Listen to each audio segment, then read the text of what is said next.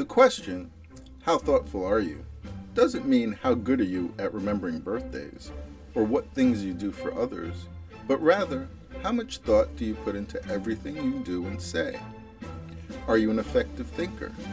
That question can be answered by how many things you have to go back and do over because of things you didn't think of or things that you wish you had done differently in hindsight.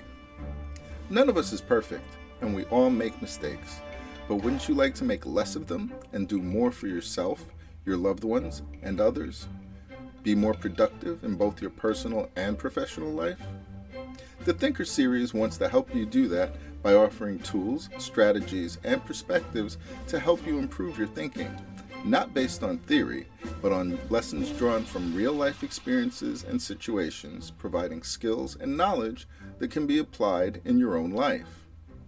I encourage you to invest some time into exploring the way you think, subscribing at the end of this, and together taking a journey into the world, your world of thinking. You owe yourself and your loved ones the best you that you can be, and in the process you can contribute to making the world a better place. For more on what the Thinker series is about, check out the introduction, episode 00. Don't forget to hit the subscribe button in the center of your screen.